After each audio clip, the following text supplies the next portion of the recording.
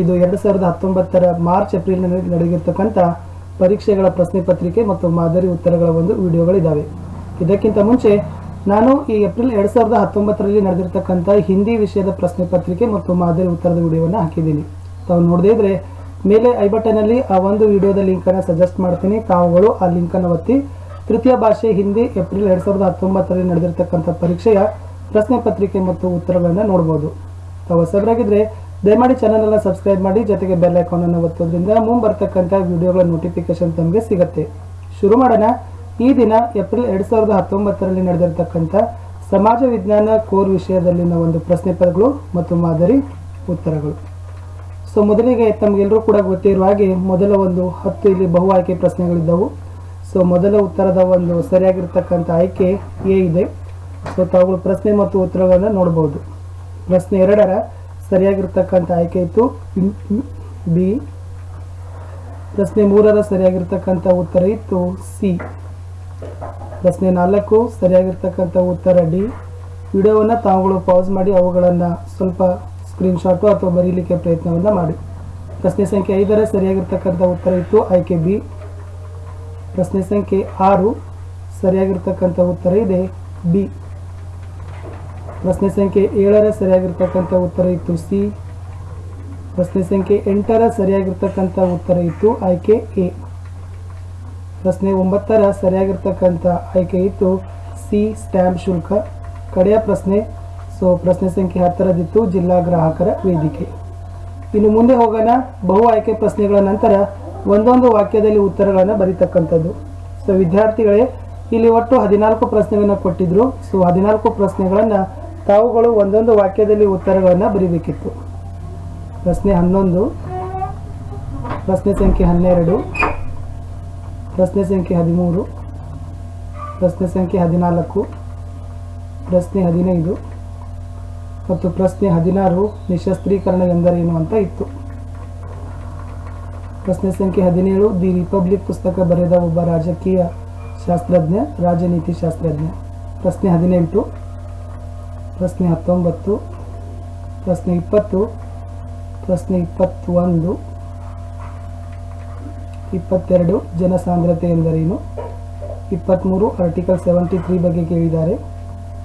Next 24 ಗ್ರಾಹಕ ದಿನಾಚರಣೆ March 15ರ ಬಗ್ಗೆ ಪ್ರಶ್ನೆ ಇತ್ತು. ಇನ್ನು ಮುಂದೆ ಹೋಗೋಣ. ಮುಖ್ಯ ಪ್ರಶ್ನೆ 3ರಲ್ಲಿ ಈ ಕೆಳಗಿನ ಪ್ರಶ್ನೆಗಳನ್ನು ತಾವುಗಳು 2-3 ವಾಕ್ಯದಲ್ಲಿ ಉತ್ತರಗಳನ್ನು ಬರೀಬೇಕು. ಒಟ್ಟು 15 ಪ್ರಶ್ನೆಗಳಿದ್ದವು. ಪ್ರತಿಯೊಂದು ಪ್ರಶ್ನೆಗೆ ತಲಾ 2 ಅಂಕಗಳನ್ನು ಕೊಟ್ಟಿದ್ರು. ಸೊ ಮೊದಲನೇದು ಇಲ್ಲಿ ಬಕ್ಸಾರ್ ಕದನದ ಪರಿಣಾಮಗಳ ಮೇಲೆ ಇರ್ತಕ್ಕಂಥ ಪ್ರಶ್ನೆ ಇದು ಇತ್ತು. 26 ಸಹಾಯಕ ಸೈನ್ಯ ಪದ್ಧತಿಯ ಒಂದು ನಿಯಮಗಳು. 27ರಲ್ಲಿ ಬ್ರಿಟಿಷ್ ಕಾಲದಲ್ಲಿರ್ತಕ್ಕಂಥ ಭಾರತೀಯ ಸಿಪಾಯಿಗಳ ಸ್ಥಿತಿ. 28ರಲ್ಲಿ ಈ ಚಿತ್ರದಲ್ಲಿರ್ತಕ್ಕಂಥ ಮಹನೀಯವನ್ನು ಗುರುತಿಸಬೇಕು. ಅವರು ಬರೆದಿರ್ತಕ್ಕಂಥ ಕೃತಿಯನ್ನು ಕೇಳಿದರು. ಪ್ರಶ್ನೆ ಮತ್ತು ಉತ್ತರ ಇದೆ. ಪ್ರಶ್ನೆ 29 ಫ್ಯಾಸಿಸ್ಟ್ ವಾದದ ಲಕ್ಷಣಗಳೇನು ಅಥವಾ ರಷ್ಯಾದ ಅಧ್ಯಕ್ಷರಾಗಿ ಲೆನಿನರ ಸಾಧನೆಗಳನ್ನು ಬರೆಯಿರಿ ಅಂತ ಇತ್ತು.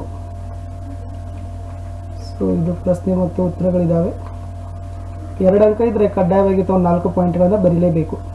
ಪ್ರಶ್ನೆ 30 ಭಾರತವನ್ನು ವಿಶ್ವದ ಪ್ರಭಾವಶಾಲಿ ರಾಷ್ಟ್ರಗಳಲ್ಲಿ ಒಂದು ಎಂದು ಪರಿಗಣಿಸಲಾದ ಏಕೆ.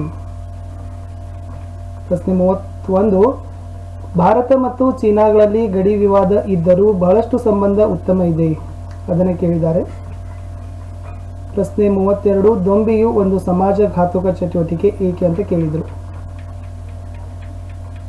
33ರಲ್ಲಿ ಈ ಭಾರತದ ನಕ್ಷೆ ಕೊಟ್ಟಿದ್ದಾರೆ, ದಕ್ಷಿಣ ಭಾರತ, ಅಲ್ಲಿ ಸ್ವಾಭಾವಿಕ ವಿಭಾಗಗಳನ್ನು ಗುರುತಿಸಬೇಕಾಗಿದೆ. ಪ್ರಶ್ನೆ 34 ಭಾರತದ ವಾಯುಗುಣವು ಪ್ರದೇಶದಿಂದ ಪ್ರದೇಶಕ್ಕೆ ಬದಲಾಗ್ತದೆ ಏಕೆ ಅಂತ ಕೇಳಿದ್ದಾರೆ. ಇದು ವಾಯುಗುಣದ ಮೇಲೆ ಪ್ರಭಾವ ಬೀರುವ ಅಂಶಗಳು ಸಹಿತ ಇದೇ ಉತ್ತರ ಆಗ್ತದೆ. ಮುಂದೆ ಪ್ರಶ್ನೆ 35 ಕೃಷಿಯು ದ್ವಿತೀಯ ಮತ್ತು ತೃತೀಯ ವಲಯಗಳ ಅಭಿವೃದ್ಧಿಗೆ ಹೇಗೆ ಸಹಾಯಕವಾಗಿದೆ ಅಂತ ಇತ್ತು. ಪ್ರಶ್ನೆ 36ರಲ್ಲಿ ಇತ್ತೀಚಿನ ದಿನಗಳಲ್ಲಿ ವಿದ್ಯುತ್ನ ಅಭಾವ ಭಾರತದಲ್ಲಿ ಒಂದು ಮುಖ್ಯ ಸಮಸ್ಯೆಯಾಗಿದೆ ಏಕೆ. ನೋಡಿ 2 ಅಂಕ ಇರ್ತಕ್ಕಂಥ ಪ್ರಶ್ನೆ ಇತ್ತು. 37ರಲ್ಲಿ ರಸ್ತೆ ಸಾರಿಗೆಯು ರೈಲು ಸಾರಿಗೆಗಿಂತ ಉತ್ತಮವಾಗಿದೆ ಏಕೆ. 38 HDI ಬಗ್ಗೆ ಕೇಳಿದ್ದಾರೆ. 39 ಜಾಗತೀಕರಣದ ನಕಾರಾತ್ಮಕ ಪ್ರಭಾವಗಳು, ಅದು ಆಹಾರ ಪದ್ಧತಿ ಆಗಿರ್ಬೋದು ಮತ್ತು ಆರೋಗ್ಯದ ಮೇಲೆ ಆಗಿರ್ಬೋದು. ಇನ್ನು ಮುಂದಿನ 6 ಪ್ರಶ್ನೆಗಳಿರ್ತವೆ, ಆಯ್ಕೆಗಳಿರ್ತವೆ. ಪ್ರತಿ ಪ್ರಶ್ನೆಗೆ 3 ಅಂಕಗಳು. ಸೊ ಯಾವುದಾದರೂ ಒಂದು ಸರಿಯಾಗಿರ್ತಕ್ಕಂಥ ಪ್ರಶ್ನೆಯನ್ನು ತಾವುಗಳು ಬರೀಬೇಕು. 40 ಪ್ರಶ್ನೆಗಳಿದ್ದಾವೆ. ಈ 40 ಪ್ರಶ್ನೆಗಳಿಗಿರ್ತಕ್ಕಂಥ ಉತ್ತರಗಳು. ಸೊ ಪ್ರಶ್ನೆ ಮತ್ತು ಉತ್ತರವನ್ನು ತಾವು ಒಂದು ಸಾರಿ ಪಾಸ್ ಮಾಡಿ ನೋಡ್ಕೊಡ್ರಿ. 41 ಇದೆ, ನಿರುದ್ಯೋಗ ಮತ್ತು ವಿಶ್ವಸಂಸ್ಥೆಯ ಧ್ಯೇಯೋದ್ದೇಶಗಳು ಅಂತ ಇತ್ತು. 42 ಅಸ್ಪೃಶ್ಯತೆ ತೊಡೆದುಹಾಕತಕ್ಕಂಥ ಕಾನೂನು ಕ್ರಮಗಳು ಮತ್ತು ಸಂಘಟಿತ ದುಡಿಮೆಯ ವಲಯದ ಲಕ್ಷಣಗಳು ಅಂತ ಇತ್ತು. ಇದು ಅಸ್ಪೃಶ್ಯತಾ ನಿವಾರಣೆ ಇದೆ, ಇದು ಸಂಘಟಿತ ದುಡಿಮೆ ವಲಯದ ಲಕ್ಷಣಗಳು. ಪ್ರಶ್ನೆ 43ರಲ್ಲಿ ಒಂದು ದೇಶದ ಆರ್ಥಿಕ ಅಭಿವೃದ್ಧಿಯಲ್ಲಿ ಕೈಗಾರಿಕೆಗಳು ಹೇಗೆ ಸಹಾಯಕವಾಗಿವೆ ಅಥವಾ ನೈಸರ್ಗಿಕ ಮತ್ತು ಮಾನವ ಶಕ್ತಿಗಳೆರಡೂ ಭೂಕುಸಿತಕ್ಕೆ ಹೇಗೆ ಕಾರಣವಾಗಿದ್ದಾವೆ ಅಂತ ಪ್ರಶ್ನೆ ಇತ್ತು. ಪ್ರಶ್ನೆ ನೋಡ್ಕೊಡ್ರಿ, ಆಮೇಲೆ ತಾವುಗಳು ಏನು ಮಾಡ್ಬೋದಪ್ಪ ಅಂದರೆ ಉತ್ತರಗಳನ್ನು ಕೊಡ್ಬೋದು. 44 ಭಾರತೀಯ ರಿಸರ್ವ್ ಬ್ಯಾಂಕಿನ ಕಾರ್ಯಗಳೇನು ಅಥವಾ ಸಾರ್ವಜನಿಕ ವೆಚ್ಚದ ಗುರಿ ಉದ್ದೇಶಗಳೇನಂತ ಕೇಳಿದ್ದಾರೆ.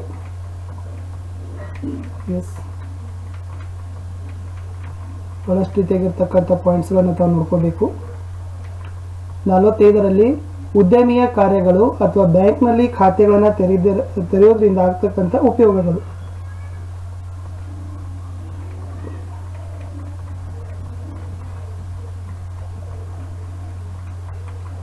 ಇನ್ನು ಯಾವುದಾದರೂ 2 ಪ್ರಶ್ನೆಯಲ್ಲಿ ತಾವು ಒಂದೇ ಪ್ರಶ್ನೆಗೆ ಉತ್ತರಗಳನ್ನು ಬರೀಬೇಕು. 4 ಅಂಕ. ರಾಷ್ಟ್ರೀಯ ಸ್ವಾತಂತ್ರ್ಯ ಸಂಗ್ರಾಮದಲ್ಲಿ ರೈತರು ಸಂಘಟಿಸಿದ ಪ್ರತಿಭಟನೆಗಳು ಪ್ರಮುಖವಾಗಿದ್ದವು ಎಂಬುದನ್ನು ವಿವರಿಸಿರಿ. ಇದಿತ್ತು. ಸೊ ತಾವು ಪಾಯಿಂಟ್ಸ್ಗಳನ್ನು ನೋಡ್ಬೋದು. ಯಾವುದಾದ್ರೂ 8 ಪಾಯಿಂಟ್ಸ್ಗಳನ್ನು ಬರೀಬೇಕಿತ್ತು. ಅದು ಒಂದೇ ಪ್ರಶ್ನೆ ಇತ್ತು, 4 ಅಂಕ ಇತ್ತು. ಇನ್ನು ಕಡೆಗೆ ಬರೋಣ ಪ್ರಶ್ನೆ ಸಂಖ್ಯೆ 47ರಲ್ಲಿ. ಇಲ್ಲೇನಿದೆ ಅಂದರೆ ಭಾರತದ ನಕ್ಷೆಯನ್ನು ಬರೀಬೇಕು ಮತ್ತು ಕೆಳಗಿನ ಇರ್ತಕ್ಕಂಥ ಸ್ಥಳಗಳನ್ನು ಗುರುತಿಸಬೇಕು. ಸೊ ಮೊದಲಿಗೆ ಇಂದಿರಾ ಕೋಲ್ ಕೊಟ್ಟಿದ್ದಾರೆ, 2 ಕಾವೇರಿ ನದಿ ಕೊಟ್ಟಿದ್ದಾರೆ, 3 ದೆಹಲಿಯನ್ನು ಸಹಿತ ಕೊಟ್ಟಿದ್ದಾರೆ. ಸೊ ಇಂದಿರಾ ಕೋಲ್ ಮೇಲೆ ಇದೆ, ತಾವು ನೋಡ್ಬೋದು, ದೆಹಲಿ ಇದೆ, ಆಮೇಲೆ ಈ ಕಡೆ ಕಾವೇರಿ ನದಿ ಹರಿದಿದೆ. ಇನ್ನು ದೃಷ್ಟಿ ವಿಕಲಚೇತನ ವಿದ್ಯಾರ್ಥಿಗಳಿಗೆ ಈ ಭೂಪಟದ ಅಂದರೆ ನಕ್ಷೆಯ ಬದಲಾಗಿ ಒಂದು ಪ್ರಶ್ನೆಗಳನ್ನು ಕೊಟ್ಟಿರ್ತಾರೆ. ಸೊ ಅದುವೇ ಇತ್ತು, ವಿವಿಧೋದ್ದೇಶ ನದಿ ಕಣಿವೆ ಯೋಜನೆಗಳ ಪ್ರಮುಖ ಉದ್ದೇಶಗಳು ಏನು. ಮುಖ್ಯವಾಗಿ ನದಿ ಕಣಿವೆ ಯೋಜನೆಗಳಲ್ಲಿ ಅಂದರೆ ವಿವಿಧೋದ್ದೇಶ ನದಿ ಕಣಿವೆಗಳ ಈ ಯೋಜನೆಗಳನ್ನು ಹಾಕಿಕೊಡತಕ್ಕಂಥ ಹಿಂದಿನ ಉದ್ದೇಶ ಗುರಿಗಳು ಏನು. ಸೊ ಇಲ್ಲಿ ಟೋಟಲಿ 10 ಪಾಯಿಂಟ್ಸ್ ಇದ್ದಾವೆ.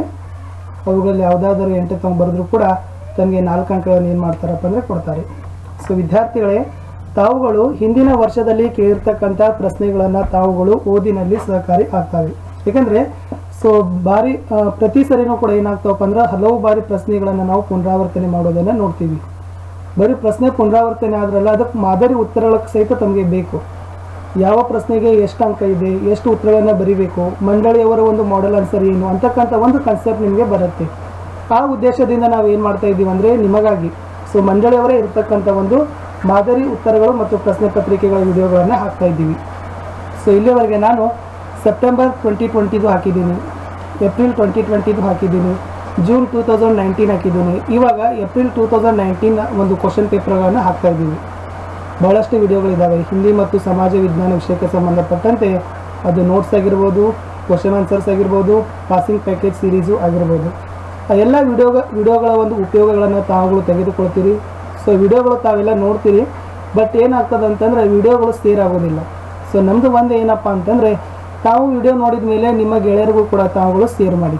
ಇದರಿಂದ ಅವರು ಕೂಡ ಸ್ವಲ್ಪ ಇನ್ಸ್ಪೈರ್ ಆಗ್ತಾರೆ, ಅವರು ಕೂಡ ವಿಡಿಯೋಗೆ ಒಂದು ಲಾಭವನ್ನು ಪಡೀತಾರೆ.